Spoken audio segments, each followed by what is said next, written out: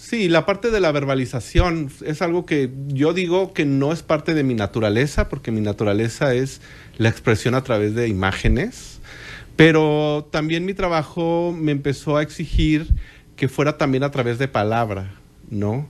O sea, las imágenes, empezar a entenderlas, empezar a verbalizar, a conceptualizar, me ayudó mucho a entender mi trabajo. Entonces ya estas dos herramientas, lo verbal y lo visual, pues se complementan. Se complementan porque cada quien tiene además una interpretación.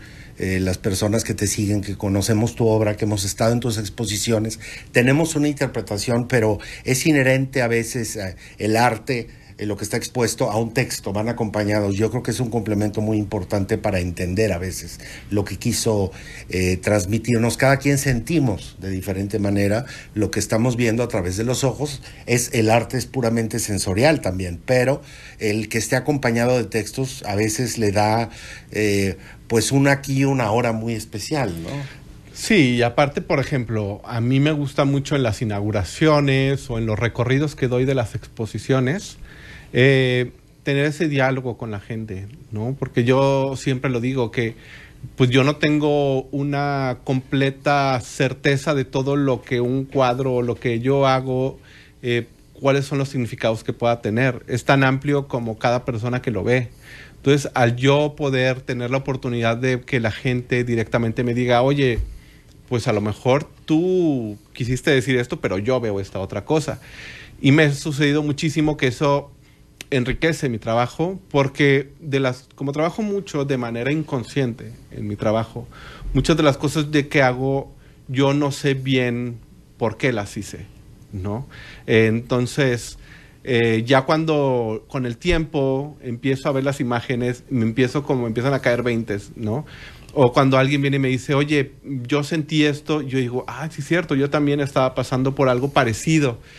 Entonces, a eso me refiero con la verbalización cuando me empiezan a decir cosas que la gente ve. Pero no solo eso, sino que aparte también una obra no tiene una lectura solamente, ¿no? Pero no solamente para distintas personas, sino para ti también como individuo. O sea, lo que para ti significó cuando lo hiciste no es lo mismo que significa al paso del tiempo, en 1 año, en 2 años, en 3 años. La misma obra va teniendo, es como un libro, va teniendo, o como una persona, o como un amigo, va teniendo una interpretación diferente. Se resignifica con el tiempo, pero obviamente se resignifica porque tú no eres el mismo. O sea, en la medida que tú te van pasando cosas en la vida, que eso es lo natural, ¿no? Y lo que se necesita para seguir avanzando en la vida, es ir cambiando nuestra forma de pensar.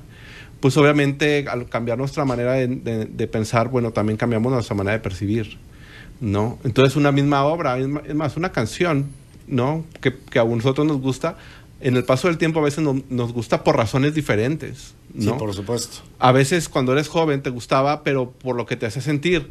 Y con el paso del tiempo te gusta porque te hace recordar lo que sentiste cuando te gustaba, cuando estaba chavo. Por supuesto, ¿no? O te trae malos recuerdos. O también, ¿no? También pero a final de cuentas, yo lo que quiero decir es que obviamente el significado de una obra no es algo estático, ¿no? Es algo que está en un constante movimiento. Es algo que está evolucionando y es algo que está transformando, porque es algo humano, a final de cuentas. El arte es una manifestación de lo que somos como humanos. Tú dirías que hablábamos hace rato de la entrevista como una suerte para ti de diván, como una suerte de enfrentarte al psicólogo. Tú dirías que lo que haces también es un retrato de la condición humana. Claro. La observas todo el tiempo. Claro. De hecho, fíjate que la primera carrera a la que entré, que bueno, estuve muy poquito, pero entré a 4 carreras. La primera carrera que entré fue psicología, pero estuve como 3 meses, o en realidad no sé nada. Yo quise ser psicólogo también. Sí, pero está esa inquietud, ¿no? Y luego después fue diseño gráfico, arquitectura y comunicación. Pero yo siempre digo que estas 4 carreras son 4 como intereses: la arquitectura, el diseño, la psicología y la comunicación. Son cosas que yo hago. Yo me comunico, ¿no? Pero esta parte de la psicología es esta como necesidad de estar siempre cuestionándote, ¿no? Revisándote, analizándote, deconstruyéndote, ¿no? Reconfigurando. O sea, porque yo digo, mi obra, así como yo busco siempre estar cambiando, mi obra es un reflejo de eso. O sea, yo no soy un artista, durante muchos años sí fui como grabador, solamente hacía grabado. Era mi técnica y me definía como eso, como una técnica. Hoy en lo personal hago un montón de técnicas diferentes y de muchas maneras diferentes. Entonces yo ya no me puedo definir ni como grabador, ni como pintor, ni como dibujante. Yo digo, soy artista. Yo dije, de hecho, te presenté como artista porque a mí se me hace que la gama y el catálogo de lo que haces es demasiado amplio como para circunscribirte o catalogarte de una manera. Las etiquetas nos limitan en la vida. Totalmente. Y entonces yo creo que si eliges el arte es porque lo que buscas es liberarte, ¿no? Liberar tu mente, tus creencias, ¿no? Tus certezas, que las certezas son buenas, pero también es bueno saber que son momentáneas. Es algo que va a caducar porque te funciona un tiempo, pero luego después vas a adquirir nuevas certezas para continuar el camino, ¿no? Entonces esta parte de estar en una reconfiguración y en un cambio constante, ¿no? Y yo espero que eso se manifieste en mi obra, como una persona que está buscando, más que una persona que sabe, es una persona que está tratando de entender cosas, no es una persona que no sabe, ¿no? Que busca entender, que busca conocerse y busca conocer y vincularse con los otros a través de su trabajo. Porque quizás si supieras todo no podrías, todo estuviera dicho, como rezaba aquella publicidad de los cigarros, ¿no? De los Benson & Hedges, todo está dicho, no podrías ya, quizás si no tuvieras preguntas frente a ti, o yo como entrevistador no tuviera preguntas que hacerte, si supiéramos todo, ¿qué podríamos ofrecer, no? Sí, claro, y esos cuestionamientos constantes a mí me gustan mucho porque a mí es lo que más me emociona de mi trabajo, ¿no? Siempre digo que mi trabajo es hacer lo que no sé hacer, ¿no? Me dedico a hacer siempre las cosas diferentes a como las he hecho antes, a romperme, ¿no? Pero sí creo yo que el espacio en blanco es la pregunta constante y es el cuestionamiento constante. El espacio en blanco en un pedazo de arcilla, en un pedazo de tela, en un pedazo de papel, en el espacio, puede ser un muro, puede ser lo que sea, pero es una pregunta. Pero esa pregunta, el vacío, bueno, pues olvídate, es estremecedor, de hecho da miedo, ¿no? O sea, el vacío es como el silencio, es ese momento como de estás contigo, ¿no? Y es una confrontación en algunas ocasiones. ¿Es el momento de mayor soledad para ti, ese? Fíjate que al momento de iniciar hay una incertidumbre y hay una emoción y hay un miedo. Siempre, no importa si el papel es chiquito o grandote, como sea, porque no sabes qué es lo que vas a hacer, no sabes qué es lo que va a pasar. Como yo no hago bocetos, ni hago estudios previos, sino que me voy directamente a la tela. Me gusta mucho esta emoción y intencionalmente lo hago porque busco la sorpresa de lo que yo no conozco. Busco ser el primer sorprendido en mi trabajo, porque de esa manera busco o sea, que eso se transmita a las demás personas con lo que se transmita la emoción que yo sentí al hacerlo, que la gente lo sienta cuando lo ve, ¿no? O la sorpresa, o no siempre es placentero, ¿eh? A veces es doloroso porque te confrontan, ¿no? A ver, te haciéndola desnudan. de psicólogo, está brotando tu subconsciente ahí, ¿verdad? También. Claro, totalmente. Sí, no siempre es algo... No, es que de hecho es lo que a mí más me interesa. Que no sea algo preconcebido, que no sea algo que ya tuviera yo masticado, sino más bien trabajo de manera inconsciente, busco empezar desde lugares donde no había, como no los había hecho antes, usar materiales nuevos, tomar decisiones. Creo que, y fíjate, ahí es lo realmente interesante en el proceso creativo. No ni siquiera la técnica que usas, ni el ¿cómo se llama? Ni la idea inicial. Porque no es una cuestión de tener buenas ideas el arte, sino de cómo acompañas las ideas. Y acompañar una idea es una cuestión de toma de decisiones en el proceso.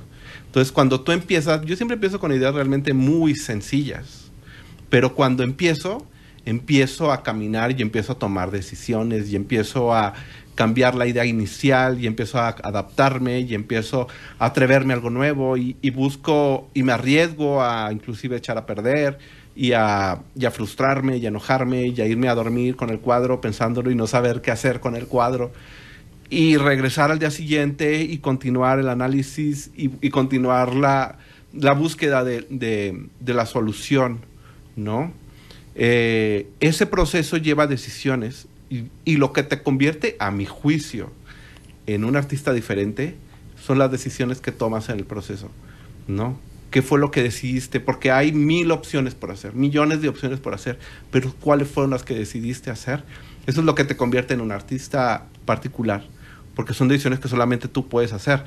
Tú las haces desde tu lógica, porque para mí lo que yo decido es lo lógico, pero lo lógico es mío, personal. Para ti sería otra cosa, ¿no? Y el cuadro lleva un proceso, y luego que vas acompañándolo, lo más complejo es iniciar y luego terminar, ¿no? Que yo siempre digo, a final de cuentas, un cuadro, pues, es bien complicado terminarlo, ¿no? O sea, saber cuándo... Exacto, eso te quiero preguntar. ¿Cómo sabes cuándo parar? No, pues esa es la pregunta del millón, ¿no? O sea, eso es bien difícil. O sea, decirte cuál es la manera, no te lo puedo decir. Es algo que sucede cuando estás ahí, ¿no? Es como... Yo digo que es como una conversación que tienes con un muy, muy, muy buen amigo. De esas conversaciones largas. Okay. De esas conversaciones profundas, de horas. De esas conversaciones con la gente con la que no puedes fingir, con la que no tienes estos formalismos ni estas caras iniciales, sino que ya lo conoces de tiempo. Pero esas pláticas son irrepetibles. Por más que platiques con la misma persona, muchas veces siempre vas a platicar de algo diferente. ¿Y cómo saber cuándo termina la plática? De repente sucede. ¿No? Eso no se calcula. No. Se da de manera natural. Se da de manera natural. A veces, como un cuadro, no se termina, se abandona. No se concluye. Simplemente se deja ahí porque hasta ahí llegó. O porque te dio hambre, por lo que quieras. Pero se concluyó. Y luego ya después viene la parte donde tú a solas ves la plática o ves el cuadro que dices, yo ya no le puedo hacer nada al cuadro. Ya está terminado. Pero ¿qué fue lo que pasó? Hay un proceso de digestión de lo que comiste. Hay un proceso de digestión de lo que sucedió. Y esta parte donde empiezas a analizar y empiezas a decir, ya entendí. Hice esto por esto, por esto, por esto, por esto. Y empiezan a caer veintes. A veces es rápido y a veces no es tan rápido. A veces tarda. A veces yo lo digo, suena un poco cursi, pero a veces terminas un cuadro sin estar terminado tú como artista. No lo alcanzas a ver, no alcanzas a entender muchas cosas. Hasta que pasa el tiempo y dices, claro, esto fue por esto y por esto y por esto. Y lo importante de cada cuadro, como una plática y como cualquier cuestión del proceso creativo, ¿qué es lo más importante? Pues lo importante es lo que aprendiste. O sea, ahorita me hablas, si te parece, regresando, tenemos que ir a un corte, claro, de los aprendizajes que te ha dado la vida. Y vamos a regresar al principio de las cosas, ¿cómo ves? Claro, por supuesto. Está Román Eguía con nosotros, no se vaya. Esto es Noticieros Grem. Gusto que esté con nosotros. Te voy a recordar a ti que eres joven nuestras redes sociales, www.noticierosgrem.com.mx, lo mismo en Grem Noticieros en todas nuestras aplicaciones. Si en este momento no puedes escuchar el programa, te invito a que atiendas las transmisiones que se quedan en el portal, por supuesto en Facebook, en YouTube, y pedirle también, por supuesto, a nuestro invitado que nos diga, Román Eguía, estamos aquí platicando cuáles son tus redes, dónde pueden seguir tu trabajo en las plataformas y ecosistemas digitales. Bueno, pues en realidad donde estoy más activo es en Instagram, ¿no? De repente subo cosas a Facebook, pero, o sea, tengo Twitter y tengo hasta TikTok pero en realidad no los uso mucho. Twitter es para hacer corajes. Sí, Twitter es para hacer corajes, pero bueno, aparte no es tan visual, creo que es más verbal. Sí, totalmente. Entonces como que para lo mío funciona más Instagram, entonces es donde más estoy, entonces me pueden buscar como Román Eguía, así vengo en Instagram, está fácil. Está muy fácil. Mira, hay una pregunta que me reservo para los hombres, por una cuestión, porque desde joven aprendí que a una mujer de cualquier edad no se le preguntaba cuándo había nacido. Me gusta mucho ubicarnos en el contexto histórico del invitado. ¿En qué año naces? Yo nací en el 80. Fíjate, Yo en el 77. Háblame un poco de tus recuerdos de infancia. Hablábamos con Román antes de ir al corte de los aprendizajes. Tus primeros aprendizajes, tu infancia, ¿cómo eras de niño? Fíjate que yo crecí en Gómez Palacio. Nací en Torreón, pero nunca viví en Torreón. Yo soy de Gómez, pues, ¿no? Viví ahí hasta los 15 años. Después viví en Lerdo. A partir de los 16 a los 27 viví en Ciudad Lerdo. Y luego ya a los 27 me vine a vivir a Torreón. Vivía en Gómez y mi abuelita tenía un colegio cuando yo era niño. Y el colegio estaba a un lado de su casa. Entonces, haz de cuenta que el colegio y la casa de mi abuelita tenían el mismo patio. Entonces, yo vivía en un colegio prácticamente. Yo cuando salía a jugar en la tarde, pues iba al patio de la casa de mi abuelita y al patio del colegio. Es más, inclusive hasta en el recreo me venía a comer, a desayunar a la casa de mi abuelita. O sea, era como muy cálido, ¿no? Crecí ahí entre los libros de la casa de mi abuelita. Tenía su despacho, que era la directora. Entonces, en el despacho de mi abuelita tenía libros de cuentos. Mi hermano, Manuel, que era prácticamente, es un año más grande que yo, pero nacimos el mismo día, de diferente año, parto natural los dos, pero nacimos el mismo día, crecimos como si fuéramos gemelos. Y mi hermano me leía cuentos, y después de leer cuentos, dibujábamos. Entonces usábamos la lectura como un detonante de la imaginación. Dibujábamos lo que había salido en el cuento, ¿no? Lo que habíamos imaginado. Entonces, esas tardes para mí, horas y horas y horas dibujando, eran para mí mágicas, ¿no? Ahí en el estudio de mi abuelita, ya después nomás nos hablaba para ir a cenar. Y al final mi hermano es arquitecto, los dos dibujamos, mi hermano siempre dibujó, pero él se fue por la arquitectura y yo me fui por el arte. Tuvimos una mamá que era maestra, también como mi abuelita, que siempre nos tuvo material a la mano. Toda la vida tijeras, papeles, colores. Entonces en mi casa yo tenía siempre resistor, papel, o sea, siempre tenía cosas para hacer. Entonces para mí fue algo natural dedicarme al arte, ¿no?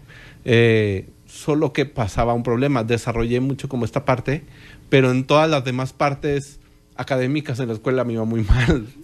O sea, cuando salgo del colegio de mi abuelita y entro como en la realidad, porque vivía realmente en una burbuja como de fantasía, y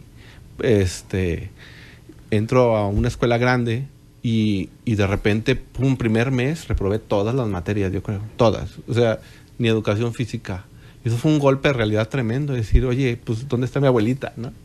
Y luego ya me empiezo a dar cuenta que no era un sistema para mí. O sea, yo no funcionaba para un sistema tradicional. Obviamente en ese momento no lo sabía. En ese momento yo pensaba que yo era tonto, porque todas las materias reprobaba. Matemáticas, ciencias naturales, historia, todas las reprobaba. Lo único que me rescataba era cuando había una materia donde te pedían dibujar o hacer un trabajo manual. Ahí sí 10. Ahí sí 10, ¿no? Pero bueno, pues nomás era una materia. Y total, así pasé la secundaria, de panzazo todas las materias, ya hasta que llegué a la prepa, y ahí sí ya no pude aguantar más y me salí, ¿no? O sea, bueno, me salieron. Y ya pues estuve en otra prepa, ahí me fue mejor, era un poco más relajado el asunto. Pero tuve un maestro en primero de prepa, que era un maestro, antes de que me corrieran, bueno, de que me saliera por mis malas calificaciones, que tenía una materia que se llamaba Metodología de las Ciencias.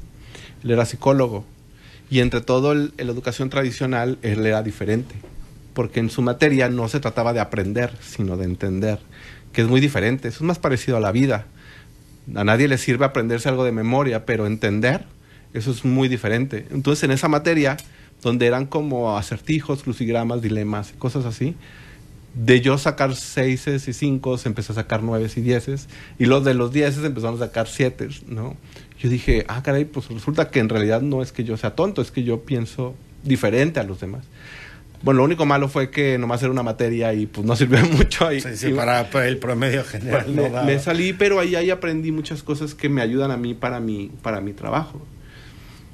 Que yo digo que esa fue como mi primera clase de arte. Bueno, yo estuve en clases de pintura también desde niño, siempre en la Casa de la Cultura de Gómez, que para mí es el lugar más mágico de toda la comarca lagunera. Cuando voy me da mucha nostalgia porque me parece hermoso.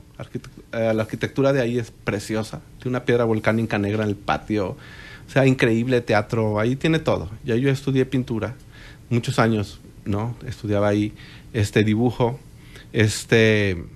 Pero bueno, fue así como crecí, como con esta inquietud. Pero yo nunca creí que iba a ser artista. Eso sí te puedo decir. Yo pensaba hacer otra cosa de niño. Yo pensaba ser cura, pensaba que iba a ser sacerdote. Tenía como un... Muy extraño porque en mi familia nadie es religioso. Pero como que, no sé, como yo digo que como tenía como una vida como cuestionamientos internos, como que pensaba que por ahí era lo único que yo veía posible.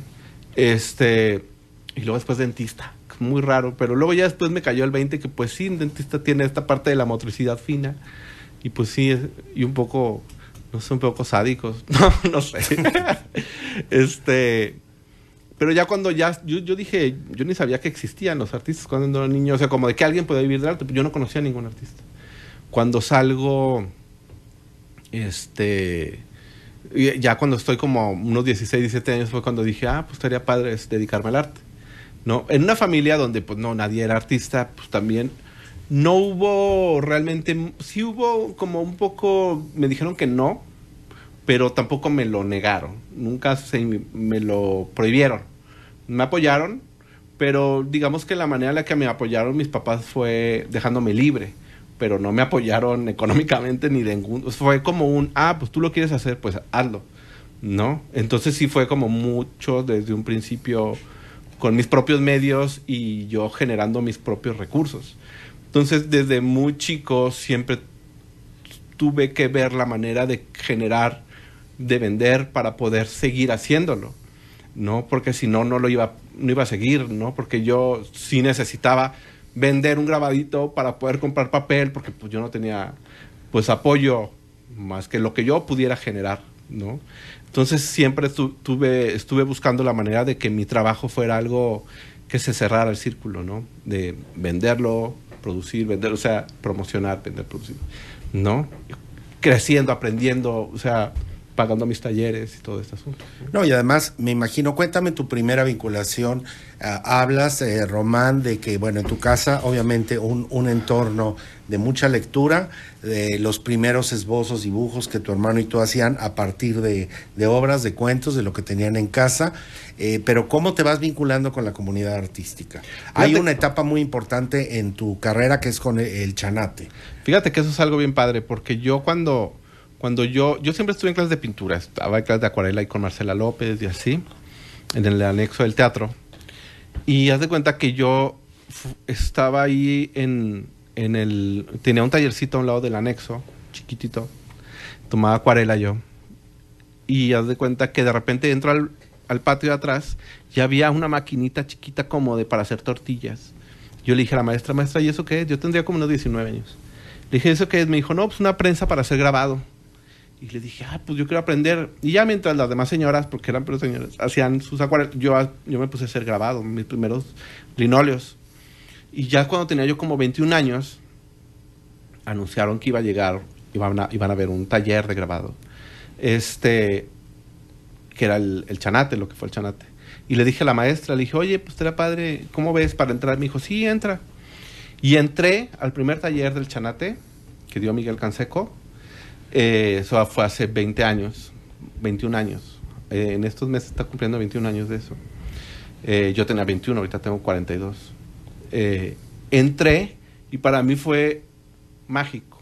Así no te puedo, o sea, nunca en mi vida he sentido una cosa así. No he vuelto a sentir una cosa así. Fue como decir, yo no sabía que existía gente así. Yo no sabía que existía un lugar así, no sabía que existían intereses así, porque pues, yo vivía en un mundo pues, donde no conocía a nadie que fuera artista. Y entro y veo fotógrafos, pintores, señores grandes, chicos, de todo, diseñadores y de todo, que se volvió un centro de encuentro de todo eso. Y yo dije, no, en mi vida vuelvo a hacer otra cosa que no sea esto. O sea, yo no regresé a la universidad ni por la mochila. O sea, ni por mis papeles ni por nada. Yo a partir de ese día yo ya no dejé de ir. O sea, mi vida pasada de cuenta como si hubiera habido ahí un cambio completamente. Conocí a Miguel, a Guayo, a Pepe Valdés, Alonso de Alba, Gerardo Beuchot. Todos eran más grandes que yo. Yo aprendí de mucha gente, Marcela López. Y amigos entrañables, Ana Villar, Patricia Hernández, Tel Hernández. Un montón de gente, ¿no? Padrísima que fueron como los iniciadores del chanate. Y pues yo pues yo los veía a ellos pues grandes y decía, órale, qué padre todo lo que hacen, ¿no? Y pues yo me pegué a aprender, a entender, a hacer, a buscar. Y para mí fue un parteaguas en mi vida, porque nunca volví a hacer otra cosa que no fuera dedicarme al arte. Oye, ¿quiénes han sido tus grandes, bueno, además de mentores, a estos grandes exponentes que todos respetamos y conocemos, quiénes han sido tus, digamos, tus influencias, tus grandes, digamos, inspiraciones dentro del mundo del arte? Además de la propia, la que tú tienes. Tu propuesta hoy es cuando un artista, ahora sí que las características de su obra son identificables para cualquiera, pese a que produzcas cosas nuevas todos los días. Eso es muy difícil de lograr. Sí, porque eso es... Pero todos tenemos inspiración de algún lado. ¿Tú de dónde te empezaste a inspirar? ¿Quiénes han sido tus referentes? Pues, ¿qué te diré? Pues en distintas etapas de mi vida han sido diferentes, ¿no? Cuando era niño, cuando estaba chiquito, cuando dibujaba así con mi hermano, me encantaba Botero, ¿no? Y me encantaba José Luis Cuevas. Era así como, joder, qué padre, ¿no? Pero luego después para mí la verdad es que mis amigos, o sea, hay grandes artistas a los que admiras, grandes maestros, pero la verdad es que pues yo te puedo decir Miguel Canseco, ¿no? O sea, así como gente de la que aprendes, ¿no? Grandes maestros que vinieron aquí también a dar talleres, pero de los maestros yo más que aprender una cuestión técnica, porque una cuestión técnica, mira, yo por mi forma de ser siempre he aprendido la parte técnica, digamos como muy autodidacta. No se me dificulta aprender una cuestión técnica. Pero a mí lo que más me influye de un artista, más que esa parte, me influye la manera en la que aborda su trabajo. Eso es o sea, no hay mejor enseñanza que ver un artista profesional y ver el profesionalismo y el respeto con el que se toma su trabajo. Entonces, cuando ves artistas como Carla Ripey, como Cuevas, que me tocó conocerlo, o sea, ese día fue así como para mí, como, sí, ¿no? Grandes artistas, Nonix Sauret, Carla Ripey, que vinieron a dar talleres aquí. Y a mí, Francisco Castro Leñero también. O sea, lo importante es cuando ves gente comprometida y enamorada de su trabajo. O sea, para mí esa es la verdadera influencia, más que su trabajo en sí, que sí, obviamente, pero cuando ves, dices, obviamente, por eso es tan grande este artista, porque no están jugando. O sea, no es un pasatiempo, no es un hobby. O sea, el arte no es un hobby. O sea, hay gente para la que sí, ¿no? Y es un pasatiempo, puede ser un pasatiempo pintar, pero ser un profesional es otra cosa, ¿no? O sea, dedicarte al arte profesionalmente es todos los días. O sea, es dedicarle tu vida entera. No es un juego, ¿no? Es algo muy en serio, ¿no? Y es una cuestión de profundizar, y es una cuestión de reenamorarte todo el tiempo, ¿no? De enojarte y de insistir y de personalidad, mucho. Tiene que ver mucho con la personalidad. Y eso es lo más importante que yo he aprendido de los grandes artistas, que bueno, que me ha tocado conocer, verlos como profesionales, ¿no? Fíjate que hay una constante. Ahorita tenemos que ir a un corte, ¿verdad, Gerardo? Nuestro querido Gerardo Astorga nos indica que es momento de ir a una pausa comercial.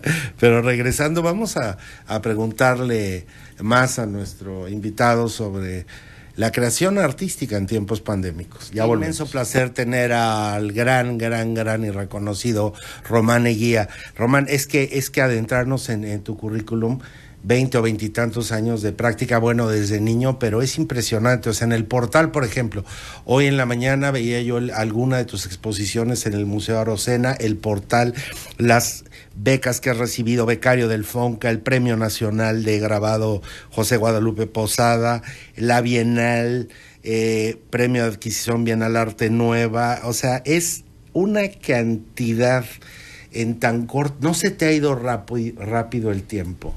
Pues sí, y de hecho, fíjate que a mí me parece una de las cosas más grandes, increíbles que tiene este trabajo, es que yo nunca me voy a jubilar. O sea, vamos a suponer que yo viva 85 años, vamos a ponerle. Tengo 42, o sea, me faltan 43 años de cosas por hacer y llevo 20. O sea, no voy ni a la mitad. O sea, yo la verdad es que a veces siento que estoy empezando. O sea, a mi edad, porque esto es una cuestión a la que le vas a dedicar la vida entera, ¿no? O sea, yo voy a tener, voy a estar acostado en mi cama viejo y voy a pedir un pedazo de papel para hacer rayas, ¿no? Porque es algo que no lo haces por una cuestión, pues, o sea, como trabajo, lo haces por una cuestión, o sea, sí por trabajo, pero también por una cuestión de una necesidad personal, ¿no? Esta parte como de seguir escarbándole, o sea, de seguir entendiendo, de seguir rumiando las ideas, ¿no? Eso es algo que no se te quita nunca, la gente que es así, ¿no? Es algo que... Y a mí me emociona mucho porque, como lo decía ahorita, para mí en mi trabajo lo importante es ser el primer sorprendido. Busco también que me interesa mucho el no saber qué es lo que voy a hacer en el futuro. O sea, la incertidumbre en mi trabajo, del no saber qué es lo que voy a hacer, porque muchas de las cosas que hago ahorita son cosas que yo no pude haber previsto cuando inicié en el arte, ¿no? Ni hace 5 años siquiera. Yo no sabía, por eso digo que me dedico a hacer cosas que no sé hacer, porque me tengo que sorprender a mí mismo haciendo cosas diferentes en el paso del tiempo, porque no me imagino yo como artista haciendo lo mismo si en tu vida ya no eres el mismo. O sea, es un reflejo de lo que eres como ser humano. Y si te están pasando cosas, te están afectando cosas, te inquietan cuestionamientos nuevos, pues son nuevas las respuestas que tienes que dar, ¿no? Entonces, tiene que ser un reflejo de eso, tiene que ser honesto, porque el arte, ahorita lo que decía sobre lo del lenguaje, el lenguaje como el artista no es lo mismo un lenguaje o sea, no es lo mismo el lenguaje que una técnica, no es lo mismo el lenguaje que un tema, que decir, voy a tratar este tema. No, el lenguaje es algo más profundo, ¿no? Yo veo a Toledo tiene un lenguaje profundo. Toledo podía tomar un pedazo de lodo y hacer un Toledo. ¿Se me explicó? Ese nivel de autoconocimiento tan profundo es una vida entera, ¿no? Y los grandes artistas son así, ¿no? Tienen un lenguaje y una concepción y un autoconocimiento muy profundo. No importa lo que hagan, siempre va a ser ellos, se transmite ellos, un pedazo de papel o el diseño de una silla, lo que sea, va a ser Toledo, pues, ¿no? Pero eso es un lenguaje, es como otra lengua, ¿no? Y de hecho es inclusive intraducible a veces, ¿no? Es como un lenguaje único que solamente tiene esta persona. Tiene un sello en particular que nadie conoce. A ver, regresando a este diván que es la entrevista, y a lo mejor yo estoy fallando como entrevistador y como psicólogo, pero a veces me he topado con tantas personas, he tenido la oportunidad de conversar con grandes creadores de todos los ámbitos. Siempre hay esta parte, luchamos quienes hacemos algo de cara al público, algún oficio, escribimos. Hay una parte de estamos lidiando con ciertos demonios, y yo hoy a ti te percibo como muy contento por lo que haces, o por lo menos esos demonios no los palpo y te quiero preguntar por ellos, o los tienes muy conciliados y muy trabajados. Porque te gusta la psicología, y a quienes nos gusta la psicología aprendemos a lidiar con esos demonios que todo el ser humano tiene. Sí, claro. No, pues obviamente pues tienes tus demonios, ¿no? Hay cosas... con las que es difícil convivir, ¿no? Pero, y que les tienen miedo, porque es una confrontación, lo que te decía, ¿no? Pero ahorita la parte esta donde lo que te decía de la incertidumbre, yo creo que la incertidumbre en el arte es, digamos, a veces a lo que mucha gente le tiene miedo cuando se va a empezar a dedicar al arte. Decir, no, pues no me dedico al arte porque es una carrera incierta. Me voy por la certeza de algo conocido, o de lo que hizo mi papá, o de lo que, ¿sí me explico? La sociedad me dice que por ahí no me voy a equivocar. Entonces, tú decides dedicarte al arte y decides arriesgarte a equivocarte. Eso es un acto de valentía. Los artistas son personas valientes que deciden dedicarse a algo donde todo les dice que no. Siempre digo esto, todo te dice que no, la sociedad te dice que no, la economía te dice que no, todo te dice, es más, la gente que te ama, que te quiere, te dice que no lo hagas porque te quiere y porque te ama. Pero aún así, con todos esos no, aún así tú lo haces, decides hacerlo y arriesgarte a convertir ese no en un sí, ¿no? Y a arriesgarte a caminar con incertidumbre. Y cuando aprendes a que esa incertidumbre vive en todas las carreras y en todas las profesiones, y en todas, sí. Y al final de cuentas dices, pues de todos modos lo iba a vivir haciendo lo que me decían que era lo que el deber ser, lo que se supone que debe hacer, lo correcto en la vida.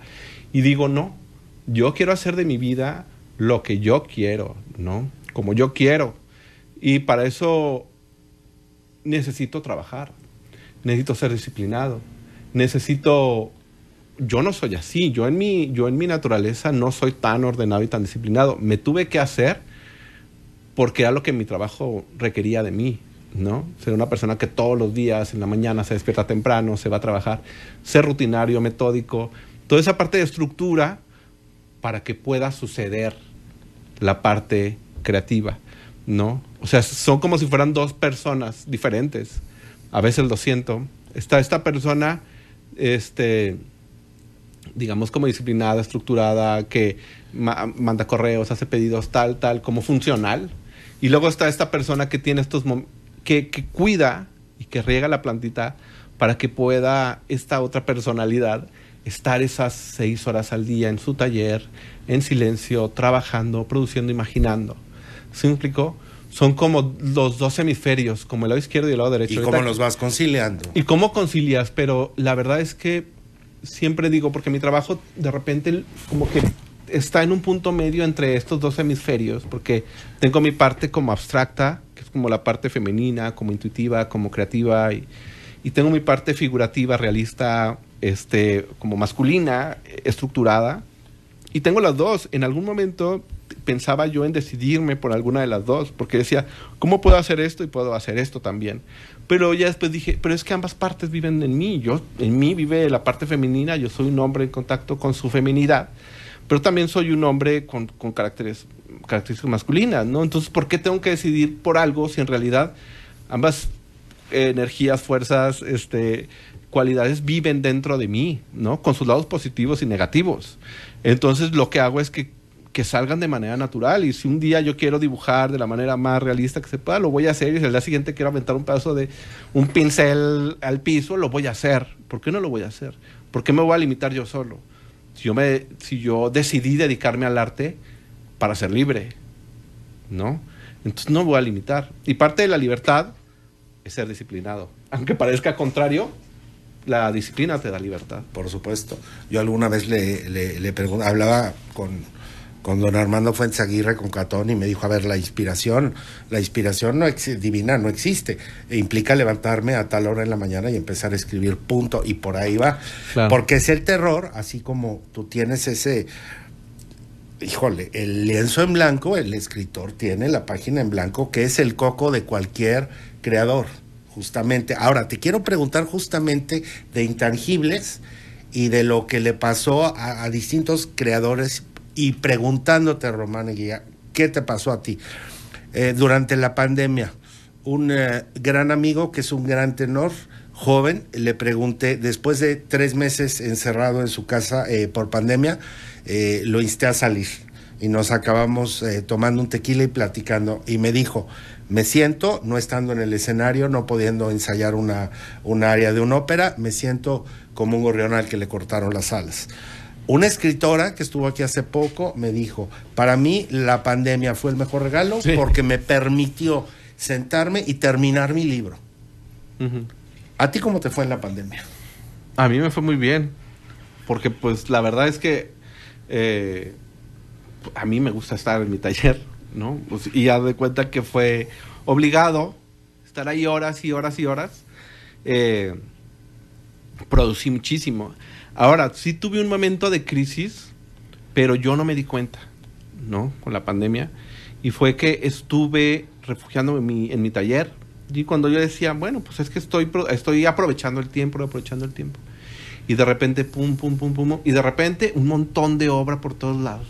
Yo ya no cabía de obra por todos lados, de todo lo que estaba produciendo. Y yo dije, ya cuando no cabía literal, tenía un cuadro aquí en la espalda y la pared donde estaba trabajando, les tenía que dar vueltas a los cuadros. No los veía hasta que los sacaba al patio, veía qué era lo que había hecho. Yo dije, estoy enfermo. Tanta obra, estoy enfermo de ansiedad, estoy enfermo de algo porque esto no es normal, ¿no? Digo, estoy enfermo de algo que parece productivo, ¿no? Me estoy explotando a mí mismo. Y puse un freno, ¿no? Y intencionalmente, y estaba produciendo, en la pandemia estaba produciendo un cuadro a la semana.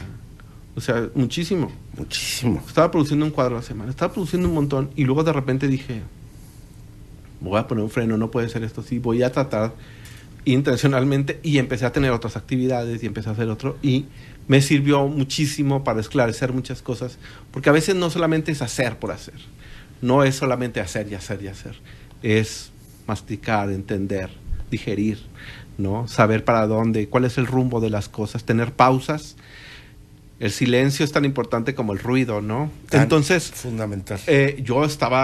Me estaba llenando de ruido porque no quería escuchar, ¿no?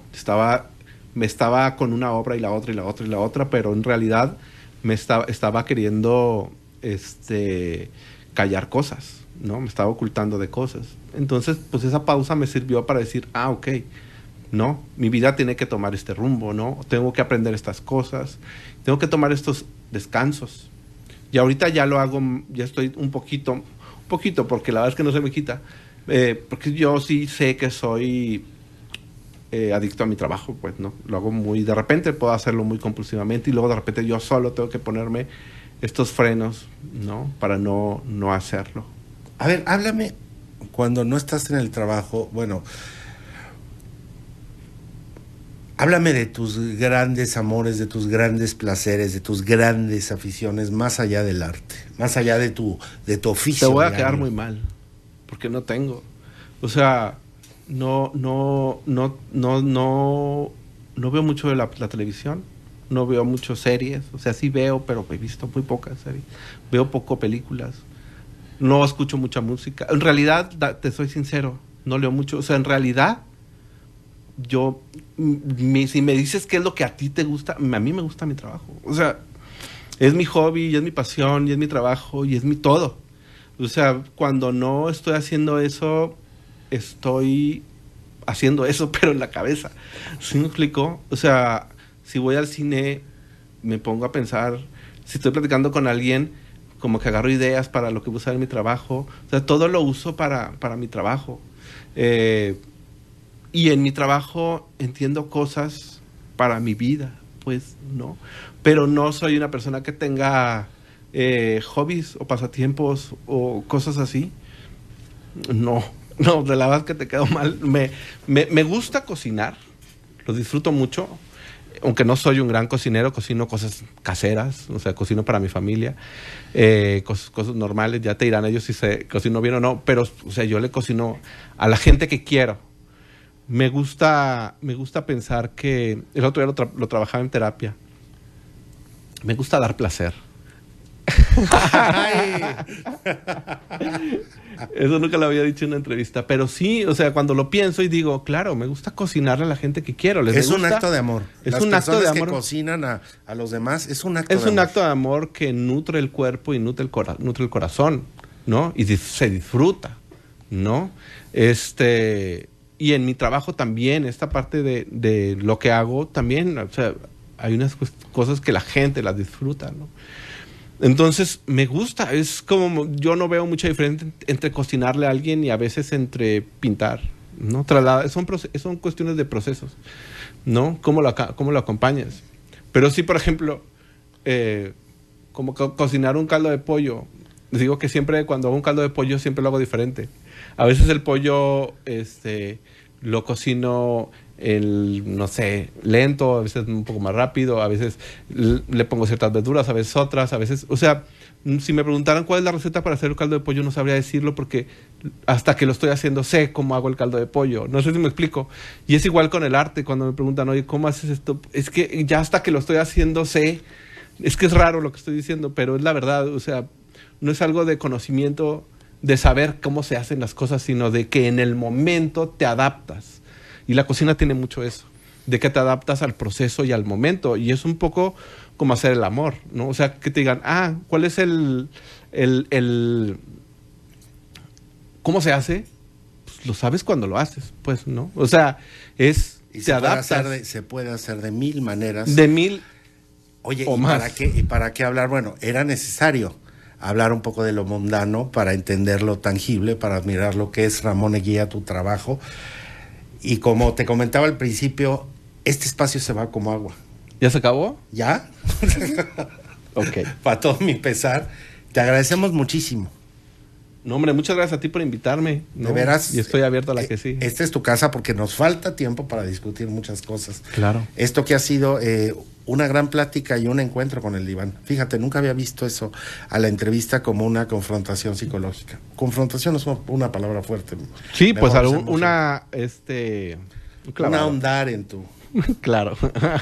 Gracias al extraordinario ingeniero Ramón Eguía. Muchas gracias, Patricio. Yo, a nombre de Noticieros Grem, le agradezco muchísimo a mi querido Gerardo Astorga en la producción, a Paulina Castro y a todo el equipo que hace posible este espacio. Quédese con la programación habitual y nos escuchamos el siguiente lunes a las 12.